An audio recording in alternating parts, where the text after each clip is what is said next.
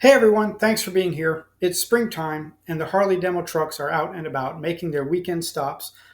We're continuing on with our bike comparison videos from my test rides, a series I'm now calling the 2024 Versus series.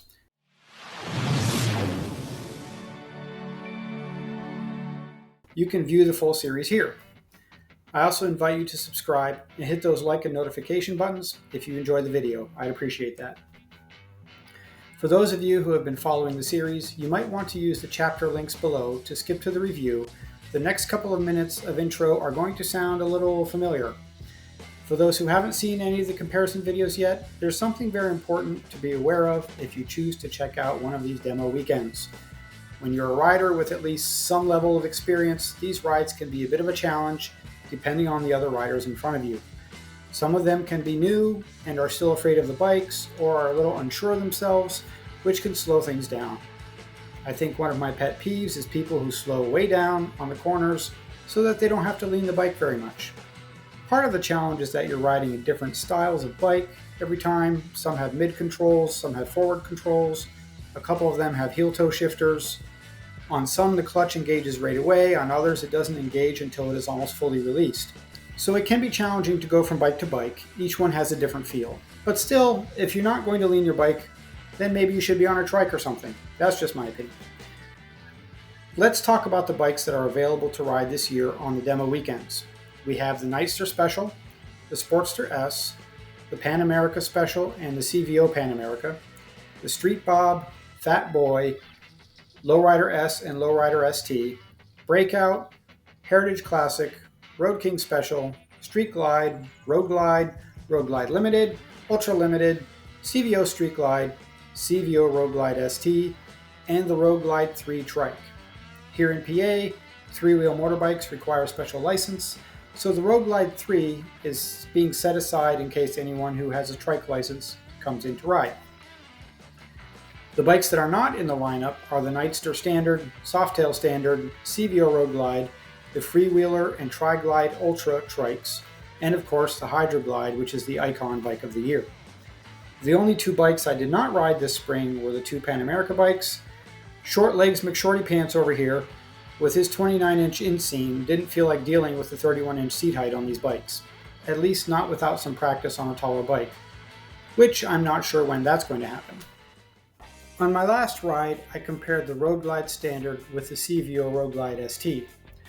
This particular Road Glide Standard had the Tour Pack on the back, which put the weight up somewhere around the 890-pound mark.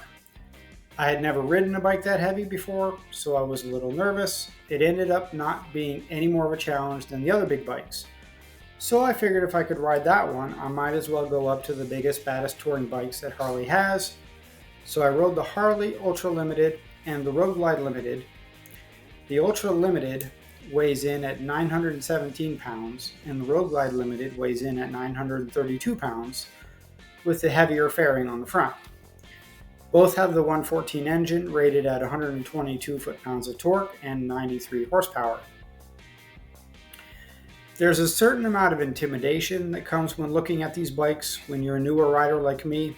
I've been riding for around 2.5 years and ridden probably 8,000 or 9,000 miles in that time frame. I guess that does make me an intermediate rider, but in comparison to some of these guys that I ride with who've been riding for 20, 30, 40 years, I sometimes feel like I'm still a newer rider. Last fall, when I did the 2023 test rides, I wouldn't even go near these bikes. And I originally wasn't going to this year either, but decided to strap on my big boy pants and go for it. And I'm glad I did. The same rules apply to riding these bikes that apply to any bike. Look through the corner to where you want the bike to go, counter steer to lean the bike into the corner, don't come to a stop with your front wheel turned, and always have situational awareness. Follow these principles and riding a 930-pound bike isn't really a big problem. Let's talk about how these bikes compare to each other in terms of actually riding them. People talk about these bikes being top heavy because of the Tour Pack. When I rode the 890-pound Road Glide with a Tour Pack on the back in my last video, I didn't really notice the top heavy weight, but I did start to notice it on Road Glide Limited with a 930-pound weight. It didn't affect my test ride in a dramatic way at all, but I think I took the corners just a little bit slower and gave the bike a little more room to make the turn, since I could feel that weight a little more when leaning it over. I was surprised that I didn't notice the top heavy weight as much on the Ultra Limited. There's only 15 pounds difference between the two bikes. But once again, the heavier fixed fairing on the Road Glide definitely made a difference in the feel, maneuverability, and balance on the bike. Having the same amount of top weight on the back, but a lighter weight on the front on the Ultra does make a difference. When it comes to wind management, I didn't notice a huge difference between the two, but I give this one to the Ultra Limited as well. It felt like I had just a little bit less wind on my helmet on the Ultra Limited than the Road Glide Limited. These two bikes still have the previous version of the fairings. I expect they will get the new updated fairings next year along with the 117 engine, or at least I hope so anyway. Another difference between the two is the handlebars.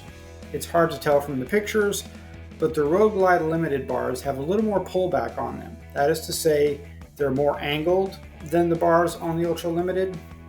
This was actually not as comfortable, so another point goes to the Ultra Limited for having more comfortable handlebars. The reality is that a lot of people will change out the stock handlebars on either one of these for ape hangers anyways, so it's not a huge deal. But in my opinion, if you're looking at the stock bars, the Ultra Limited is definitely more comfortable. I'm wondering if they're going to take the tall bars that they put on the new Road Glide Standard and put them on the new Road Glide Limited next year. If they do, that'll be interesting to try out. There was also a decent difference in the comfort level of the seat between the two. The Ultra Limited seat was much more comfortable, but I'm fairly convinced that they had an upgraded seat on that bike because I think the stock seat on both of these bikes is actually the same. I'm not sure if it was the hammock seat or the sundowner, but whichever one it was, I would like one that was a very comfortable seat. Other than that, I didn't notice any significant difference in the rides. Both of these bikes are designed for long-haul rides and have all the comfort and amenities to accommodate that. Smooth acceleration, 6-speaker radio. They both handle road bumps quite well and are still fun to ride even with all that weight. But when it comes down to it, my vote still goes to the Ultra Limited. I'm still not a fan of the fixed fairing. The bars on the Ultra Limited are more comfortable, and the wind management on the Ultra was just slightly better in my experience. Incidentally, now that I've ridden the heaviest bikes Harley has to offer, I am very much looking forward to comparing these against the Indian Roadmaster and Pursuit bikes, which will hopefully happen in the beginning of June. That is it for this one, folks. As always, thanks for watching. Take care. God bless.